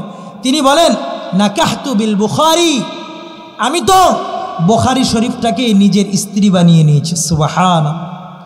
আমি আমার বিবাহ কার সঙ্গে করেছি? বুখারী শরীফের সঙ্গে। বুখারী শরীফ ওনার ছিল নেশা, ওনার ছিল পেশা। আল্লাহর বান্দা এত বড় আবেদ ছিলেন। তিনি বলেন, আমি সূরা ইখলাস এত বেশি পড়তাম, কুল হুয়াল্লাহ শরীফ এত বেশি পড়তাম যে স্বপ্নে যোগে 2 বার আমি আমার রবের সঙ্গে দিদার করে ফেলেছি। সুবহানাল্লাহ। কয়বার? 2 বার তিনি দিদার করে ফেলেছেন। কোন সূরার মাধ্যমে? সূরা ইখলাস। বলেন না কোন সূরা? সূরা ইখলাস। আল্লাহর নবীর একজন সাহাবী হযরতে মুআবিয়া ইবনে মুআবিয়ার ইন্তেকাল হয়ে গিয়েছে। আল্লাহর রাসূলের পক্ষ, আল্লাহর রাসূলের নিকটে জিবরিল আমিন এসে বলেন, ইয়া রাসূলুল্লাহ, আল্লাহ তাআলা বলেছেন মুআবিয়ার জানাজার নামাজের ইমামতি আপনাকে করার জন্য। আল্লাহ রাসূল বলেন, মুআবিয়া তো আমার থেকে 60-70 কিলোমিটার দূরে, সুতরাং আমি মুআবিয়ার জানাজা কেমনে পড়াইব? হযরতে জিবরিল আমিন বলেন, ইয়া রাসূলুল্লাহ, ফয়সালা দিয়েছেন আল্লাহ, ব্যবস্থা করবেন কে? আল্লাহ রাসূল প্রস্তুতি গ্রহণ করেছেন। হযরতে জিবরিল আমিন নূরের 2টা পাখা দিয়ে যখন আঘাত করেছেন, মধ্যবর্তী যত অন্তরায় ছিল সব দূর হয়ে গিয়েছে। আল্লাহু আকবার। একদম হযরতে মুআবিয়ার লাশ আল্লাহ রাসূলের সামনাসামনি চলে আসছে। Live cast, zoom meeting. হযরতে মুহাম্মদ আরবি সাল্লাল্লাহু আলাইহি ওয়াসাল্লাম জানাজা পড়ানোর জন্য অগ্রসর হচ্ছেন। এমতো অবস্থায় দেখতেছেন সূর্যের আলোটা ম্লান হয়ে যাচ্ছে। আল্লাহ রাসূল জিবরিল আমিনকে বলে, ও জিবরিল, বুঝলাম না সূর্য গ্রহণ শুরু হয়ে গেল কিনা? হযরতে জিবরিল আমিন বলে, ইয়া রাসূলুল্লাহ, ইয়া হাবিবাল্লাহ, এগুলো কোনো কিছু হয় নাই, আপনি জানাজা পড়ান, এরপরে আমি আপনাকে ঘটনা খুলে বলবো। জানাজা শেষ হয়ে গেছে। আল্লাহ রাসূলকে জিবরিল আমিন বলে, ইয়া রাসূলুল্লাহ, আপনার সাহাবী সূরা ইখলাসটাকে বড় মায়া করত, মোহাব্বত করত, যে মায়া করার কারণে আল্লাহ তাআলা তাকে বড় ভালোবাসত। আর তার ভালোবাসা যেহেতু আল্লাহর ভালোবাসা সঙ্গে সম্পৃক্ত হয়েছে, তামাম আসমানের ফেরেশতারাও তারে ভালোবাসত। তার জানাজায় অংশগ্রহণের জন্য তামাম ফেরেশতারা আসমান থেকে যখন নিজের পথটাকে বিক্ষিপ্ত কইরা প্রচার কইরা বিস্তৃত কইরা যখন আসমান থেকে জমিনে আসতেছিল, ওই ফেরেশতাদের পরের পিছনে সূর্যের কিরণটা ম্লান হয়ে গেছে, যার কারণে জমিনের উপরে সূর্যের কিরণ আর তাপ ছিল না। আল্লাহু আকবার। তার মানে রে মুসলমান, কোরআনে হাকিমের ভালোবাসা করলে, কোরআনের হাকিমের সঙ্গে যদি লাভ করা যায়, ভালোবাসা যায়, মহাব্বত করা যায়, ভালোবাসবেন কে? আল্লাহর বান্দা শাইখ ইউনুস রহমতুল্লাহ আলাইহি বলেন, আমি যেহেতু সূরা ইখলাসের সঙ্গে ভালোবাসছি, স্বপ্নে আমি আমার রবকে 2 বার দিদার পাইছি। এই কারণে মুমিন মুসলমান সাহাবায়ে কেরাম আমলের জন্য ছিল পাগল, সাহাবায়ে কেরাম আখিরাতের জন্য ছিল পাগল, সাহাবায়ে কেরাম দুনিয়ার জন্য ছিল উদাসীন। দুনিয়া বুঝতেন না, দুনিয়াদারি বুঝতেন না, আখিরাতের ব্যাপারে ছাড়তেন না। আমি আর আপনি হয়ে গেছি উল্টা, দুনিয়াটা বুঝি আখিরাতটা সারি, দুনিয়াটা ধরি আখিরাতটা সারি। খোদার কসম করে বইলা যায়, আল্লাহর যেই বান্দা বান্দিরা দুনিয়া ধরছিল আখিরাত ছাড়ছিল, এই গোরস্থানে শায়িত তারা রয়েছে, তাদের কি হালত আল্লাহ জানে আর তারা জানে। কতটা আফসোস করতেছে একমাত্র তারা জানে আর আল্লাহ জানে। আমার আর আপনার যেন সেই আফসোসটা জীবনে না আসে, এই কারণে আমার আর আপনার আজকে থেকে প্রতিজ্ঞাবদ্ধ হওয়া দরকার যে আমি আর আপনি আজকের পর থেকে আখিরাতকে ধরবো, দুনিয়াকে ছাড়বো ইনশাআল্লাহ। আমরাও মানুষ, তাদেরও দুনিয়া দরকার ছিল, আমাদেরও দরকার, কিন্তু তারা সকল কর্মব্যস্ততার ভিতরে আল্লাহকে ভুলে নাই, কবরকে ভুলে নাই, আখিরাতকে ভুলে নাই। আমি আর আপনিও যদি এমন কইরা আল্লাহর প্রিয় ভজন হইতে চাই, আমল যদিও কিছু ছুঁইটা গেছে, কিন্তু আর একটা ফর্মুলা রয়েছে। আল্লাহ তাআলা বলে, বান্দা নেকির কাজ কইরা যেমন আমার প্রিয় হইতে পারবা, নেকির কাজের ভিতরে যদি কমতি আইসা যায়, তাওবা এবং ইস্তিগফার কইরাও আমি রবের প্রিয় ভাজন বান্দা হইতে পারবা। নেকির ভিতরে যে কমতি চলে আসছে, ওই কমতির জন্য আমি আর আপনি যদি তাওবা করি রবের নিকটে, তাহলে আমার রব বলেন, ইন্নাল্লাহা ইউহিব্বুত তাওয়াবিন, আমি আল্লাহ তাওবাকারীদেরকে ভালোবাসি। সুবহানাল্লাহ চিৎকার দিয়ে বলেন। তাওবা করা, অনুশোচনা করা, ইস্তিগফার করা। হযরতে মুসা পয়গম্বর আলাইহিস সালাওয়াতু ওয়াত তাসলিমকে আল্লাহ তাআলা বলে, মুসা ও কালিমুল্লাহ, যাও যাও, ওই মরুভূমিতে আমার একটা বান্দা মারা গিয়েছি, ওই বান্দার কাফন পড়াইবা, দাফন করবা, আবার ওই বান্দাকে তুমি জানাজার নামাজও পড়াইবা। কিন্তু রে কালিম, আমার ওই বান্দার জানাজাটা কিন্তু মরুভূমিতে করবা না, বরং তোমার ওই মহল্লার ভিতরে আইনা করবা। মুসা যাও, আমার ওই বান্দা মারা গেছে মরুভূমিতে, সেখান থেকে তুমি নিয়ে আসো, নিয়ে এসে তার দাফন করাও, কাফন করাও, জানাজার নামাজও পড়াইবা। আর একটা ঘোষণা দিয়ে দিবা, সেটা হলো এই বান্দার জানাজার নামাজে যারা অংশগ্রহণ করবে, অংশগ্রহণ করতে দেরি আমি রব তাদের অতীত জিন্দগির গুনাহ মাফ করতে দেরি করব না। সুবহানাল্লাহ, জোরে বলেন না সুবহানাল্লাহ। আল্লাহ রসুল কালিমুল্লাহ মহল্লায় এসে ঘোষণা দিয়ে দিয়েছেন, এই শোনো, আজকে জানাজা হবে, এই জানাজায় যারা অংশগ্রহণ করবা, আল্লাহ তাআলা বলছেন তাদের গুনাহ মাফ হয়ে যাবে। আলোচনা চলবে না, ছেড়ে দেব, এটাই শেষ হয়ে যাবে রাজি আছি সবাই ইনশাল্লাহ। কি বলছে আল্লাহ? যে এই জানাজায় যারা অংশগ্রহণ করবে, অতীত গুনাহ কি করে দিবে? মাফ করে দিবে। বনি ইসরাইল বড় চালাক, তারা বলতেছে সারা জীবন আকাম কুকাম করছি, যদি এক ওয়াক্ত নামাজ পড়ে যদি মাপ পাওয়া যায়, এর চাইতে ভালো আর কিছু আছে? চলো সবাই জানাজার নামাজে অংশগ্রহণ করি। বনি ইসরাইলের সকলে জানাজার নামাজ পড়ার জন্য উপস্থিত হয়ে হযরতে মুসা কালিমুল্লাহকে বলে, ও মুসা কালিমুল্লাহ, যেই বান্দার জানাজার নামাজ পড়লে আমাদের অতীত জিন্দেগীর গুনাহ মাফ হয়ে যাবে, আমাদেরকে যদি ওই বান্দাটারে একটু দেখাইতেন। বড় বরকতপূর্ণ বান্দা, তার চেহারাটা একটু দেখবার চাই। হযরতে মূসা কালিমুল্লাহ আদেশ করলেন, যাও জানাজার কাফনটা একটু সরাইয়া ওই মৃত ব্যক্তির চেহারা একটু দেখা নাও। বনি ইসরায়েলের সকলে যাইয়া যখন ওই জানাজার লাশের চেহারাটা দেখতেছে আর বলতেছে, ও মূসা কালিমুল্লাহ, এটা তো ওই যুবক, যেই যুবক সারা জীবনভর অন্যায় করেছে, পাপাচারে লিপ্ত ছিল, মদ পান করত, জেনা ব্যভিচার করত। মূসা, আমরা গত 1-1.5 বছর পূর্বে আমরা আমাদের এলাকা থেকে তাকে বহিষ্কার করে অবাঞ্ছিত ঘোষণা করেছিলাম। আল্লাহু আকবার! এ মূসা এ তো পাপিষ্ঠ, একে তো আমরা বহিষ্কার করে দিয়েছিলাম। সুতরাং এই বান্দা কেমনে? জানাজা হয়ে গেছে।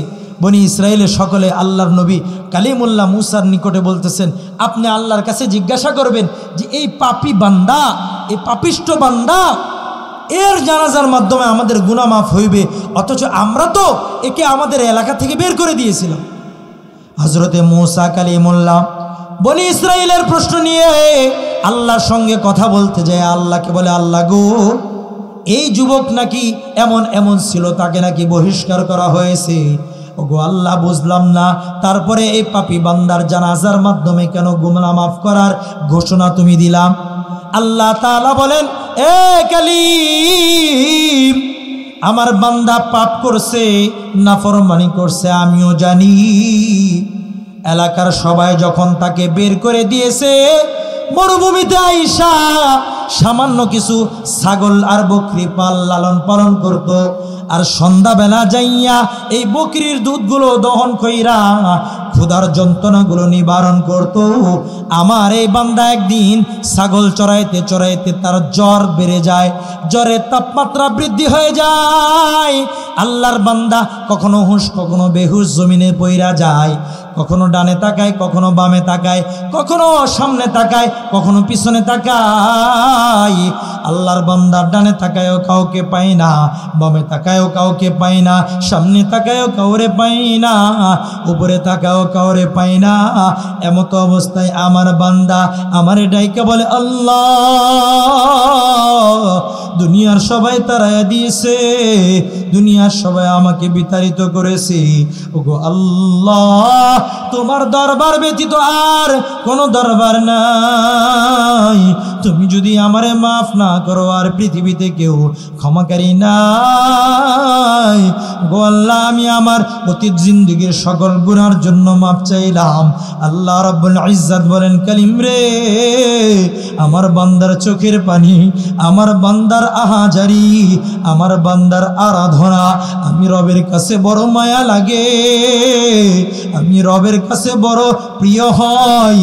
আমি আল্লাহ তার দোয়াটাকে কবুল কইরা নিছি, আমি আল্লাহ তার তাওবাটাকে কবুল কইরা নিছি। আমার বান্দা যখন মারা গেছে, আমি আমার ওই বান্দার জানাজার জিম্মাদার হইয়া আমি আল্লাহ তাআলা তোমারে ঘোষণা করছি, যাও যাও, এই আমার প্রিয় বান্দা যে কিছুক্ষণ পূর্বে ছিল আমার ঘৃণিত, আজকে যখন তাওবা করে নিয়েছে, ইস্তিগফার করে নিয়েছে, গুনাহ থেকে হাত ধুয়ে বসার জন্য চিরপ্রতিজ্ঞাবদ্ধ হয়েছে, আমি রব ঘোষণা দিয়ে দিলাম, এর কাফন দাফন জমানার শ্রেষ্ঠ মানুষ কালিমুল্লাহ এই জামানার নবীর মাধ্যমে আমি করাবো, এবং তার জানাজাটা আমার পাপী বান্দাদের গুনাহ মোচনের জন্য মাধ্যম বানায় দেব। সুতরাং মুমিন মুসলমান, পাপী বান্দাদের চাওয়াটা রবের কাছে বড়ই দামি। হযরতে মূসা কালিমুল্লাহ আল্লাহর নিকটে বলে, আল্লাহ, আপনার যে বান্দারা মাঝে মাঝে নামাজ পড়ে, আছে না নাই? আছে না নাই? মুসল্লি আসি কয়েক ধরনের, কিছু আসি শুকুর আলী। কি আলী? শুকুর আলী, মাত্র শুক্রবারে যায়, আছে না নাই?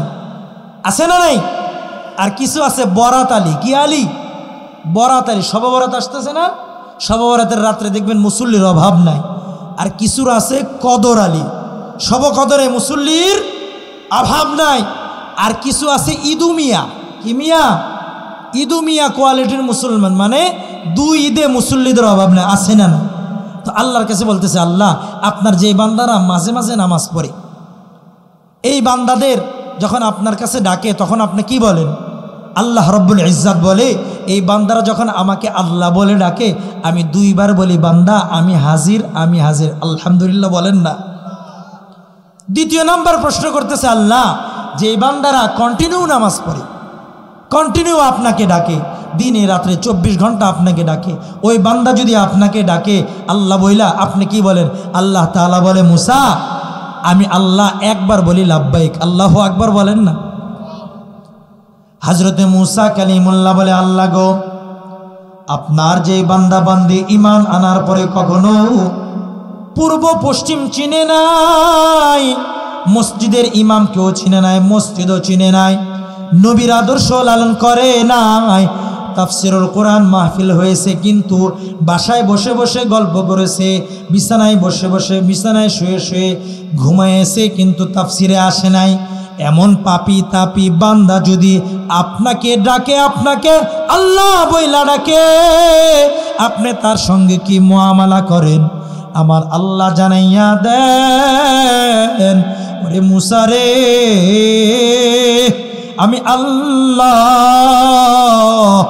ওই পাপি তাপি বান্দার জন্য 3 বার বলি লাব্বাইক লাব্বাইক লাব্বাইক, আল্লাহু আকবার।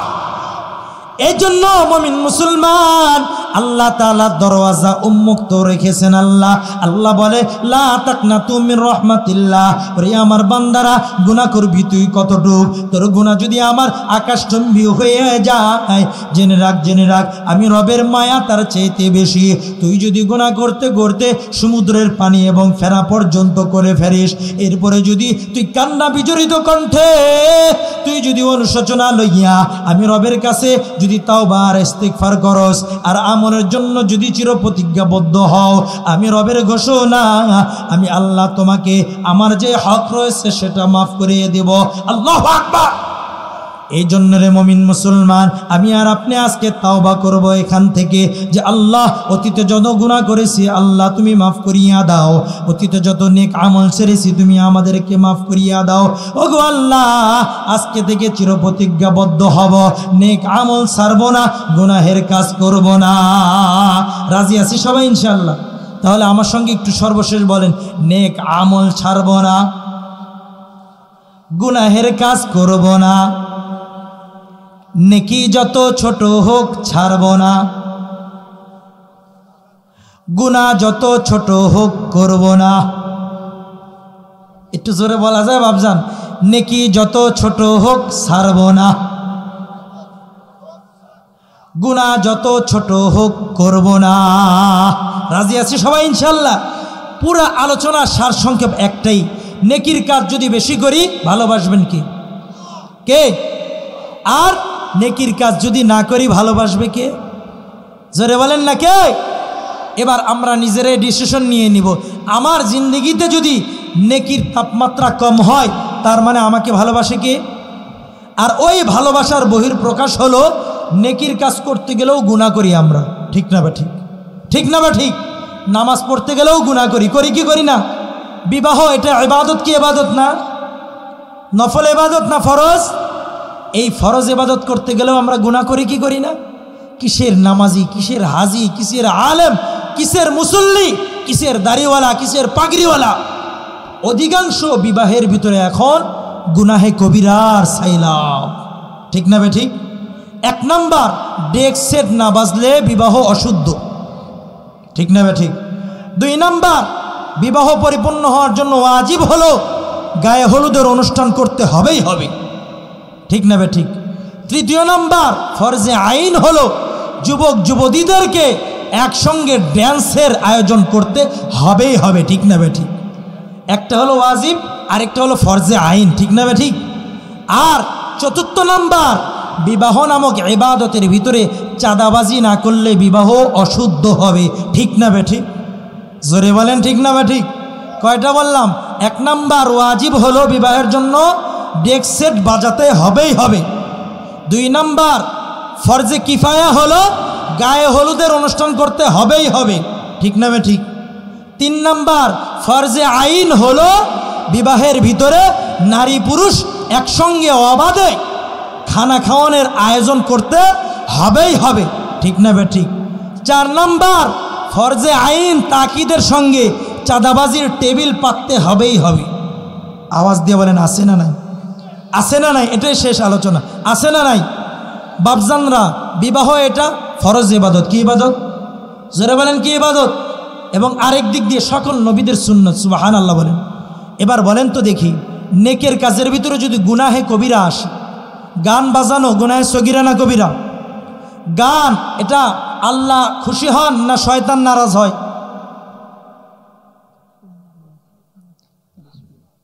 বলেন না কেন? গান বাজাইলে রাজি কে হন, খুশি কে হয়?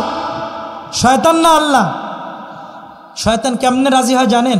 আল্লাহ রসুল সাল্লাল্লাহু আলাইহি সাল্লাম বলেন, যখন আল্লাহ তাআলা তাকে অনুমতি দিল কিয়ামত পর্যন্ত তুমি থাকবা, কিয়ামত বলতে সিংহে ফুৎকার দেওয়ার পর্যন্ত, দ্বিতীয়বার তুমি থাকবা, তোমাকে উন্মুক্ত করে দিলাম। আল্লাহর কাছে কয়েকটা জিনিস চাইছে। শয়তান 1 নাম্বার চাইছে যে আমার জন্য একটা বাসস্থান দেন, আমার একটা অফিস লাগবে। কি লাগবে? একটা অফিস লাগবে। আল্লাহ আমাকে একটা অফিসের ব্যবস্থা করে দেন। আল্লাহ বলে, যা তোকে অফিস দিয়ে দিলাম। কোথায় জানিস? আমার বান্দা বান্দিরা যেখানে গিয়ে তাদের প্রাকৃতিক জরুরত ছাড়বে, অর্থাৎ টয়লেট। টয়লেট হলো শয়তানের অফিস। জোরে বলেন না কেন? এই কারণে আমরা যারা দিনদার তবকা আছি, আমরা টয়লেটে যাওয়ার আগে কি দোয়া পড়ি? আল্লাহুম্মা ইন্নী আউযু বিকা মিনাল খুবুসি ওয়াল খাবায়েস। আল্লাহ শয়তান থেকে বানা চাই, খুবুসি ওয়াল খাবায়েস, খবিস শয়তান থেকে বানা চাই। বলি কি বলি না? আমরা তো এখন বলিও না, কারণ আমরা তো শিখিও না। ওলামায়ে কেরামের কাছে যাইও না, তাবলিগেও যায় না, এবার পীর মাশায়েখদের নিকটেও যায় না। কারণ আমাদের পীর মাশায়েখ তো হলো মোবাইল, ঠিক না? ঠিক। মোবাইল আসছে, আলেমদের নিকটে যাওয়া ছাড়ছি। মোবাইল আসছে, ওলামায়ে কেরামকে ছাড়ছি, দিনদার তবকাকে ছাড়ছি। কারণ ঘরে বসে বসে সব পাওয়া যায়। আওয়াজ দিয়ে বলেন না ঠিক না ঠিক? তো মুহতারাম হাজিরিন, শয়তানের অফিস কোথায়? আদালত কোথায়? জোরে বলেন কোথায়? 2 নাম্বার আল্লাহর কাছে চাইছে, আল্লাহ আমার যে বক্তব্য, আমার যে ডিরেকশন, এটাকে তো প্রচার প্রসার করতে হবে, তো আমাকে একটা প্রচারণার মাধ্যম দাও। কি দাও? প্রচারণার মাধ্যম দাও। আল্লাহ রাব্বুল ইজ্জাত বললেন যে হ্যাঁ যাও, তোমাকে দিয়ে দিলাম। আর তার নাম হলো গান বাজনা। তার নাম কি? গান বাজনা। আল্লাহ তাআলার প্রচারের মাধ্যমের নাম হলো আল্লাহু আকবার, আজান। ঠিক না? ঠিক। জোরে বলেন না কি? আজান এটা হলো আল্লাহ তাআলাকে চিনানোর মাধ্যম, আর শয়তানকে চিনানোর মাধ্যমের নাম হলো গান বাজনা।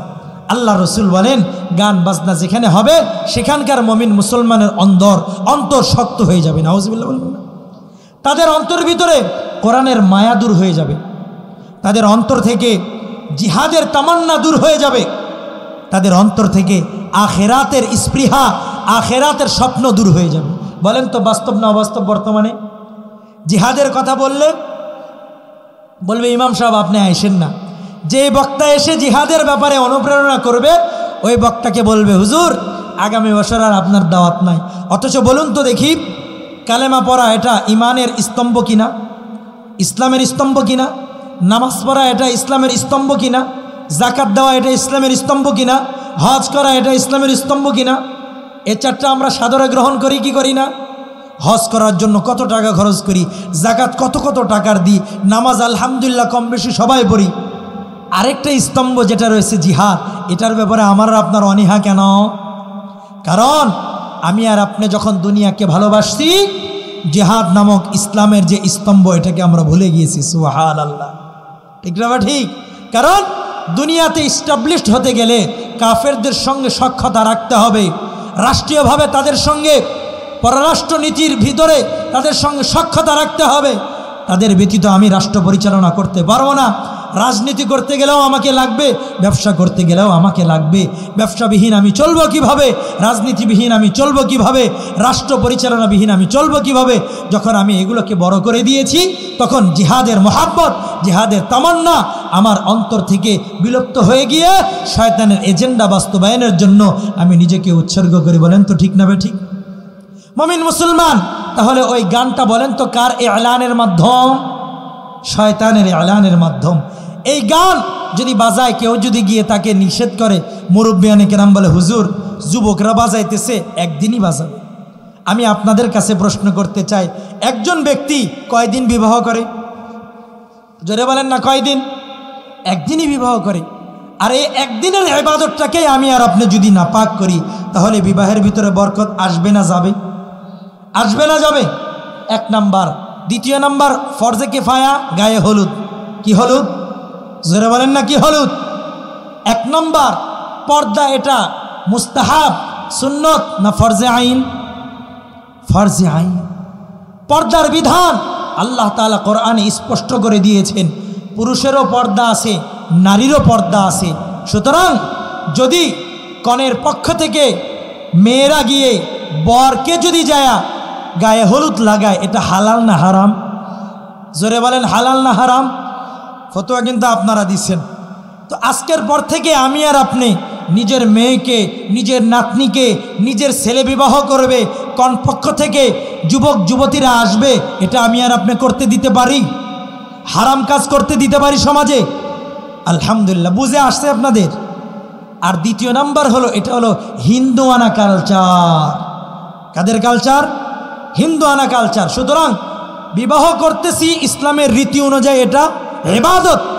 এই ইবাদতটাকে আমি আর আপনি যদি ভিন্ন মতধর্ম অবলম্বনকারীদের সাদৃশ্য অবলম্বন করি, তাহলে এটা ইবাদত থাকবে নাকি ঢং?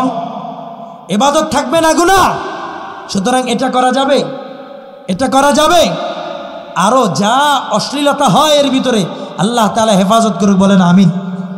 দুইটা গেল। তৃতীয় নাম্বার কি বলছিলাম? খাদ্যের জন্য আয়োজন করি আমরা, আলহামদুলিল্লাহ ভালো। কিন্তু কার বাড়িতে খাওয়ানো সুন্নত? বরের বাড়িতে। কার বাড়িতে? বরের বাড়িতে। কিন্তু এখন সমাজ হয়ে গেছে উল্টা, বরের বাড়িতে লোক যাইতেই দেয় না, আর মেয়ের বাড়িতে লোক ছাড়েই না। ঠিক না বে ঠিক?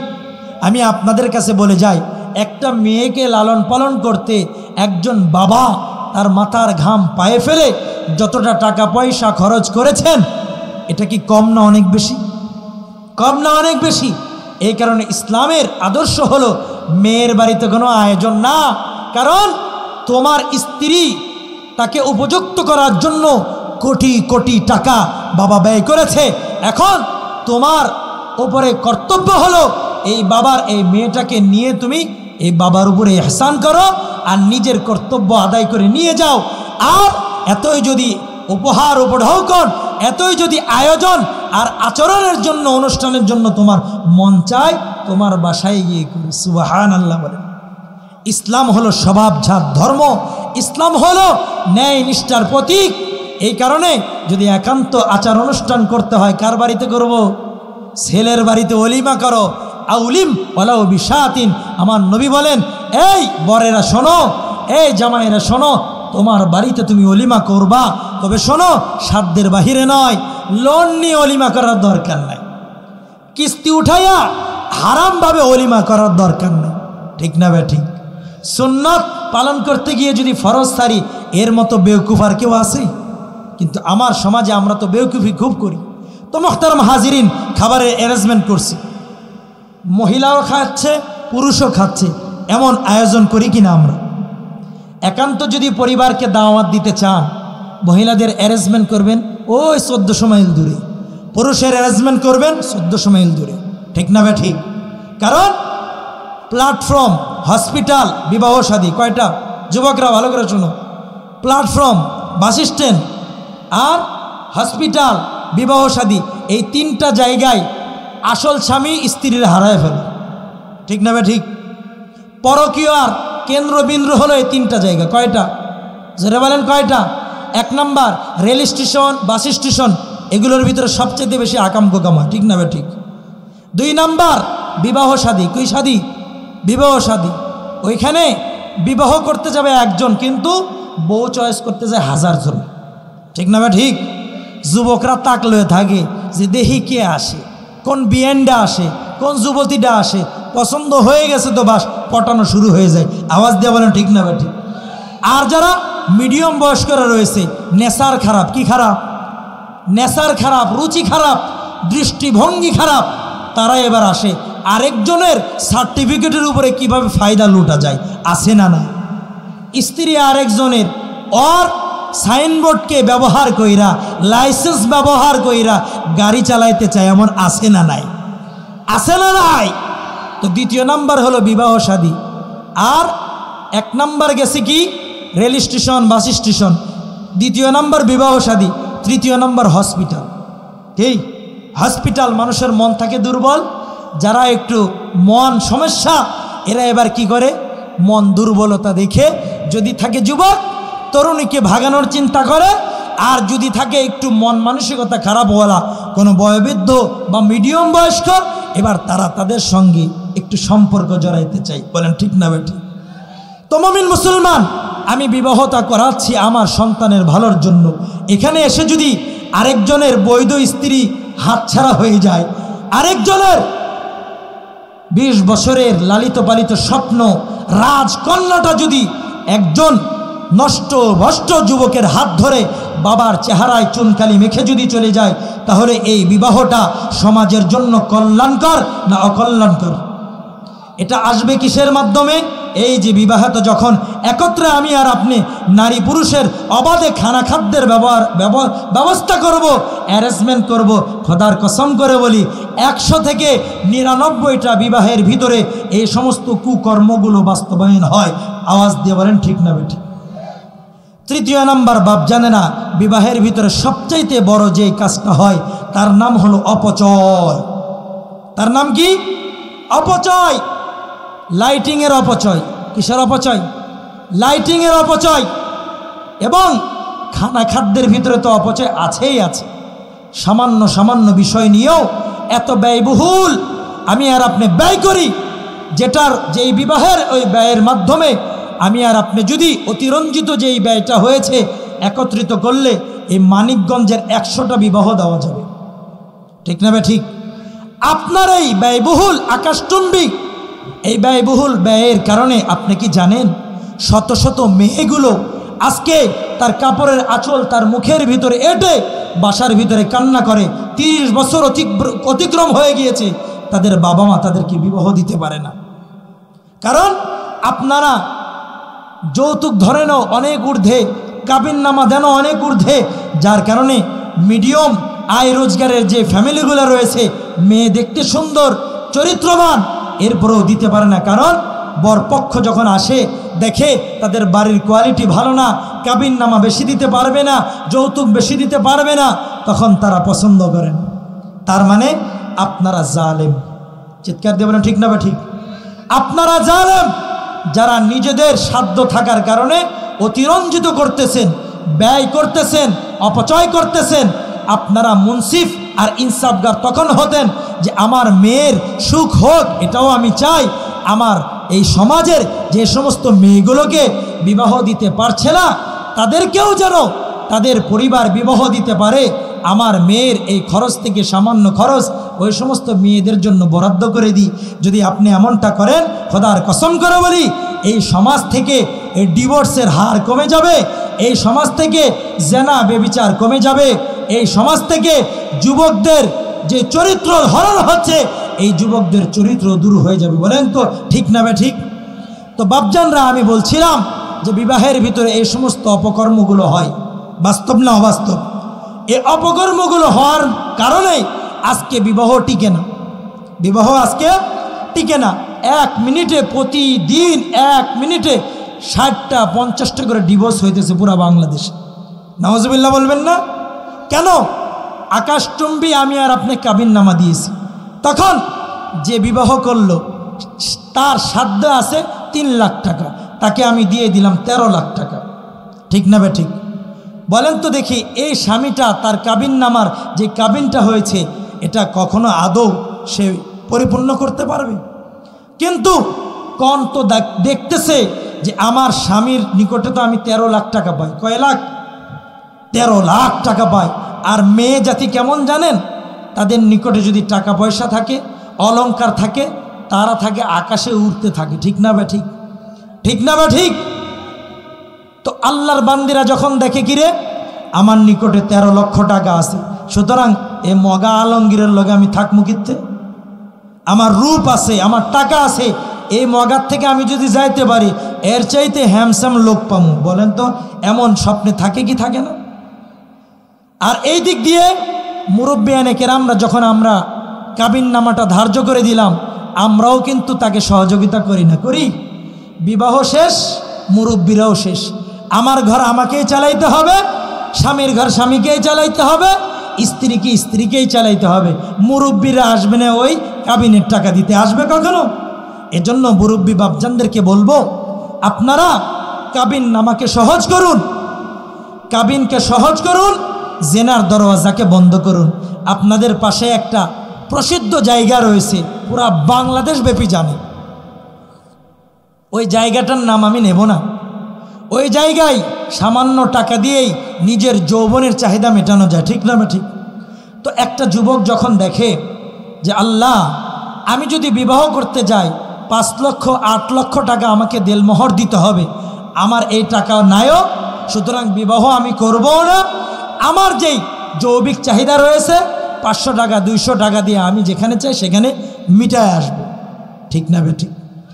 আর যদি যুবকদেরকে বলা হয়, এই যুবকরা শোন, আমরা আমাদের মসজিদে ফান্ড তৈরি করব, আমরা আমাদের মসজিদে ফান্ড তৈরি করব, এই ফান্ডে যে টাকা থাকবে সমাজের ভিতরে যাদের মেয়েদের বিবাহ দিতে পারছে না তাদের মেয়ের বিবাহে বাবদ আমরা খরচ করব, যাদের সন্তান পড়াশোনা করতে পারছে না তাদের সন্তানদের লেখাপড়ার টাকা আমরা এখান থেকে ব্যয় করব, যারা অসুস্থ চলতে পারছে না বড় অঙ্কের টাকা পয়সা লাগবে, আমরা আমাদের এই মসজিদের যে কমিটিরা রয়েছে এই টাকা আদায় করে চাঁদা উঠবস্ত স্বামীহারা মায়েরা আছেন তাদের জীবন চলার জন্য তাদেরকে আমরা মসজিদ ফান্ড থেকে, মসজিদের কমিটি থেকে আমরা কিছু দিব। বলেন তো দেখি, কোনো একটা মহল্লায় দরিদ্র হতে পারে আর থাকতে পারে? মসজিদের কমিটি তো শুধুমাত্র মসজিদের ইমামকে নাকানি চুবানি খাওয়ানোর জন্য নয়, বরং মসজিদের কমিটি তো নির্বাচন করা হয় সমাজের বিশেষ ব্যক্তিবর্গকে, ঠিক না বেঠিক? ঠিক না বেঠিক? আমি আপনাদেরকে একটা উদ্যোগ দিয়ে যাই, একটা কথা বলে যাই, আপনারা মিলাবেন। আমরা যদি একটা সমাজের একটা এলাকার মসজিদ কমিটিকে নিজেদের সমাজ থেকে দরিদ্র দূর করার জন্য, বেহায়াপনা দূর করার জন্য, এবং যে সমস্ত নারীরা বিবাহ বসতে পারছে না টাকার অভাবে তাদের ওই মেয়েগুলোকে বিবাহ দেওয়ার জন্য মসজিদে যদি একটা সামাজিক ফান্ড তৈরি করি, বলেন তো দেখি আমাদের ওই সমস্ত বাপজানরা যারা নিজেদের মেয়েগুলোকে বিবাহ দিতে পারছে না তারা কি অন্যত্রে গিয়ে হাত বিছাইতে হবে? যাদের সন্তানগুলো, এই যে আজকে আপনাদের সন্তান, এই মুরব্বী আলহাজ ইঞ্জিনিয়ার মোহাম্মদ হাবিবুর রহমান সাহেব সরকারি এত বড় একজন ঊর্ধ্বতম কর্মকর্তা ছিলেন, এটা আপনাদের গৌরব না? এটা আপনাদের গৌরব কিনা? এমনভাবে যদি আপনারা সকলে মিলে যে সমস্ত ছাত্র ছাত্রীরা পড়াশোনা করছে তাদের পড়াশোনাটা কন্টিনিউ করার জন্য মসজিদে আলাদা একটা ফান্ড রাখেন, সামাজিক ফান্ড, এবং এটাকে পরিচালনা করবে মসজিদের কমিটিরা, মসজিদের যে সমস্ত কমিটি বৃন্দরা রয়েছেন, বলেন তো দেখি আপনার সমাজে অজ্ঞ মূর্খ কোনো যুবক থাকতে পারে? থাকতে পারে? এবং যে সমস্ত বাপজানেরা আপাহেজ হয়ে গিয়েছে, দুর্বল হয়ে গিয়েছে, কামায় রুজি করতে পারে না, তাদেরকেও যদি ওই ফান্ড থেকে সহায়তা করেন, বলেন তো দেখি আপনার সমাজে দরিদ্র বলতে কেউ থাকবে? এজন্য আসুন আমরা উদ্যোগ গ্রহণ করি। নবীর শিক্ষা ছিলেন কারো কাছে ভিক্ষা না করা। নবীর শিক্ষা কি ছিলেন? কারো কাছে ভিক্ষা না করা। আজকে আমাদের এই সমাজের ভিতরে এই এলাকার অনেক বিত্তশীল ব্যক্তিরা রয়েছেন, বড় বড় ডোনেট করে থাকেন, আছেন না নাই? কিন্তু তারা আপন গ্রামে করতে চায় না, আপন গ্রামে করতে চায় না। অথচ ইসলামের মূল থিম হলো, তুমি যদি সদকা করতে চাও, তুমি যদি যাকাত দিতে চাও, তুমি যদি দান সদকা করতে চাও, ইসলামের থিম হলো সর্বপ্রথম নিজের আপন আত্মীয়দের থেকে শুরু করো। সুবহানাল্লাহ। তুমি তোমার এলাকা থেকে শুরু করো। অন্য এলাকায় যদি দরিদ্র থাকে, ওই এলাকার যে সমস্ত বিত্তশালী ব্যক্তিরা রয়েছে তারা তাদেরকে দেবে। তুমি আগে তোমার এলাকা থেকে শুরু করো। এই কারণে আমরা এই উদ্যোগটা নেওয়া যায় ইনশাআল্লাহ। মসজিদের কমিটির প্রতি আমরা সকলেই নির্ভর কিনা, তাদেরকে মানি কিনা। সুতরাং আপনারা যদি সকলে মিলে সচেষ্ট হন, মসজিদে যদি আলাদা একটা ফান্ড রাখেন যে এটা হলো গুরাবা ফান্ড, এটা হলো গুরাবা ফান্ড, এই ফান্ড থেকে অমুক অমুক খাতে ব্যয় হবে, তাহলে দেখবেন আপনাদের সমাজের যুবকগুলো ভালো হয়ে যাবে, আপনাদের সমাজের যুবতীগুলো ভালো হয়ে যাবে, আপনাদের সমাজের যে সমস্ত দরিদ্র বাপজানরা রয়েছে তাদের ঘরের ভিতরে হাসি আর উজ্জ্বলতা ফিরে আসবে। এটা করা যায় ইনশাআল্লাহ? যুবকরা রাজি আছো ইনশাআল্লাহ? আল্লাহ রব্বুল ইজ্জাত আমাদের সবাইকে উক্ত কাজগুলো করার তৌফিক দান করুন। একটু চিৎকার দিয়ে বলেন না আমিন, আরও চিৎকার দিয়ে বলেন না আমিন। সুতরাং আমল কে কে করবেন ইনশাআল্লাহ? নেক আমল কে কে করবেন ইনশাআল্লাহ? লিল্লাহে তাকবীর, নারায়ে তাকবীর। বলেন আল্লাহ, আজকে থেকে আমরা নেক আমল ছাড়ব না, জেনে বুঝে গুনাহের কাজ করব না। আল্লাহ তাআলা আমাদেরকে তৌফিক দান করুন। বলেন আমিন।